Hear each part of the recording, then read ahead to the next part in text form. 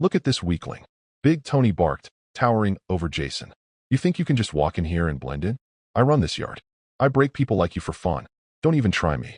The cafeteria fell silent. Tony's gang surrounded Jason, their sneers and whispers filling the air. With one shove, Tony slammed Jason's tray to the floor, sending food splattering across the concrete. The laughter was immediate, cruel, and unrelenting. Jason bent down and picked up the mess, hands steady, expression calm. He didn't flinch. He didn't argue. Other inmates watched, some shaking their heads, some smirking. Everyone assumed the new guy was already broken, a walking target for the first week. But Jason's silence wasn't weakness. It was something else: quiet observation, patience, and control. Tony's eyes narrowed. He mistook Jason's calm for fear, a sign that breaking him would be even more satisfying. Around the yard, whispers started. Who is this quiet kid? Jason finished cleaning, straightened up, and walked away, still silent. The storm hadn't arrived yet, but in the shadows of Westbrook Detention Center, the first tremors had already begun. Tony had no idea what he had just unleashed. The sun barely cut through the steel-gray sky as Jason walked toward the yard, tray in hand. Big Tony was already there, leaning against the fence, his eyes scanning the new arrivals like a predator. Well, if it isn't quiet little Jason, Tony sneered, stepping in front of him. Don't think I forgot about lunch. Before Jason could react, Tony grabbed the tray and tossed it across the yard. The contents exploded, rice and beans scattering, sliding under benches and into the dirt. Tony's gang erupted with laughter, slapping each other on the back. Jason crouched calmly, collected the mess, and returned to his seat without a word. His silence felt deliberate, almost daring Tony to push further. You think being calm makes you tough? Tony shouted, stepping closer, shadowing him. You'll learn fast. Here, respect isn't given, it's taken, and I take mine with fists. Other inmates watched, whispering among themselves. Jason's composed demeanor drew both curiosity and skepticism. Nobody had ever dared to endure Tony's humiliation this quietly. Tony smirked, sensing a challenge. But Jason's eyes betrayed nothing. For the first time, a hush spread across the yard. The quiet one wasn't just surviving. He was studying. Tony had grown impatient. Jason's silence was eating at him, a puzzle he couldn't solve. You think ignoring me makes you stronger? He barked, cornering Jason near the lockers. I don't have time for quiet kids who act like ghosts. Speak up, or you're gonna regret it. Jason stayed calm, his gaze steady, his hands relaxed at his sides. Tony's frustration only grew. He shoved Jason back against the cold metal lockers, laughing as his gang crowded around. What's the matter, little man? Cat got your tongue? Or are you scared I'm gonna break you? A few inmates whispered, noticing the unusual calm in Jason's stance.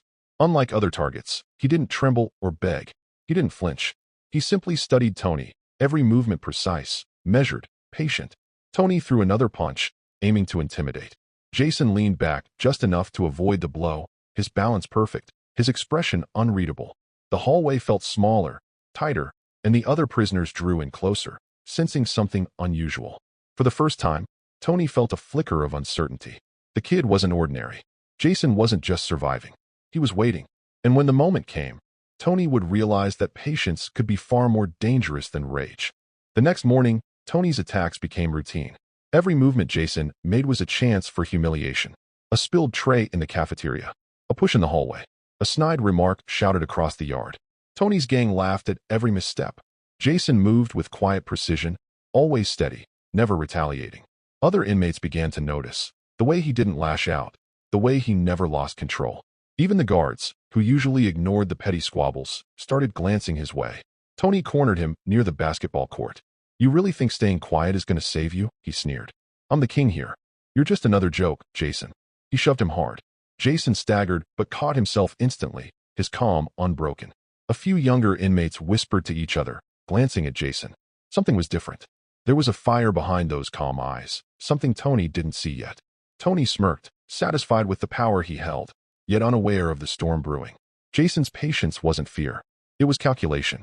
And somewhere deep inside, the moment to strike was approaching. The yard felt tense. Everyone knew something was about to happen. Even Tony couldn't predict the quiet one's next move. Tony was at his usual spot in the gym, showing off his strength to anyone watching. He pushed smaller inmates around, laughing at their discomfort. Jason entered quietly, tray in hand, and moved to the corner, observing. He didn't engage, didn't challenge, just watched. Tony noticed him and sneered. You still breathing, huh? Thought you'd have run or broken by now. He flexed his massive arms and slammed a medicine ball against the wall. Here's your lesson for being weak. Before anyone could react, Jason sidestepped a stray ball tossed in his direction. He didn't make a scene. He didn't shout. But he subtly moved Tony's footing with a gentle push at just the right angle during a scuffle with another inmate. Tony stumbled slightly, catching himself, eyes narrowing. A few inmates noticed the change, a flicker of surprise in Tony's expression. The laughter in the gym faltered. Jason's calm, controlled movements were deliberate, precise, and completely unassuming. Tony thought he was still in control. The others thought it was nothing. But Jason's quiet actions were planting seeds of doubt. The bully was beginning to realize that patience could hide power, and that power was coming. By midweek, whispers about Jason had started circulating. Inmates who had once laughed at his quiet demeanor now watched him with a mix of curiosity and caution. He didn't seek attention, didn't retaliate, yet there was an unmistakable presence in the way he carried himself. Tony noticed the change immediately. "Why is everyone looking at him like that?" he growled, pacing the yard. His gang, usually unwavering, exchanged uneasy glances. Even the younger inmates, who had once avoided confrontation, seemed emboldened by Jason's silent confidence. During basketball, Tony tried another display of dominance. He shoved a smaller inmate to show his power, expecting Jason to flinch or intervene. Jason didn't move. He simply stood nearby, observing, calculating every movement, every angle. Tony's shove ended with a slightly miscalculated balance, enough to make him stumble. The yard went quiet. Tony's smirk faltered. For the first time, he felt uncertainty. Jason's calm wasn't fear. It was control, discipline, and awareness that no one had anticipated. In the hushed yard, the inmates began to realize the quiet one wasn't weak. And Tony, the unchallenged king, was no longer untouchable. Tony spotted Jason sitting alone at a corner table, quietly eating his meal. A smirk spread across Tony's face. "Time for lunch, little man," he said, snatching Jason's tray and flinging it to the floor. Rice and beans scattered everywhere. Laughter erupted from Tony's gang, echoing across the cafeteria. Jason crouched calmly, collecting the spilled food. But this time, he didn't just bend quietly. He subtly maneuvered, using Tony's momentum against him. Tony, pushing forward to shove him again, slipped slightly on the wet floor. For a brief, shocking moment, the bully lost balance. Gasps spread through the cafeteria. Jason didn't gloat. He didn't laugh. He simply set the tray down, meeting Tony's eyes with quiet intensity. Tony's smirk faltered, replaced by irritation and disbelief. The other inmates leaned in, whispers spreading like wildfire. The kid they'd mocked had just turned the tables, and he hadn't even struck a real blow. For the first time, the yard felt a shift. Jason's control and patience had become visible power. Respect was quietly building around him, tension simmering in Tony's chest. The bully realized that this wasn't over, and that the quiet one might be far more dangerous than anyone had imagined. By Thursday, the yard had begun to change. Inmates whispered when Jason walked by. Tony noticed every glance, every subtle shift in attention. His smirk had begun to falter. The once unquestioned king of the yard felt eyes on him that weren't full of fear, they were full of doubt. During recreation, Tony tried to assert dominance again. He shoved a smaller inmate in front of Jason, expecting compliance. But Jason didn't react with anger or fear. He simply stepped closer, calmly intercepting Tony's path, positioning himself with subtle authority. Tony's shove misfired, barely grazing its target, and the yard went quiet. The gang muttered under their breaths, exchanging glances. Tony's confidence wavered. For the first time, someone moved through the yard unshaken by his presence. His intimidation tactics no longer landed with the same effect. Jason's restraint had become his strength. Every silent observation, every carefully measured movement, made the other inmates wonder who really held power here. The bully's reign was slipping, and the quiet one's influence was growing. Tony's eyes burned with frustration, but the yard had already begun to whisper a new truth. The quiet kid wasn't weak. He was waiting, and when he struck, it would be unstoppable. Tony's frustration had reached its peak. The yard whispered Jason's name with growing respect. Even Tony's gang hesitated, unsure of how to act around the quiet kid who hadn't struck once yet. That evening, in the gym, Tony cornered Jason near the weight rack.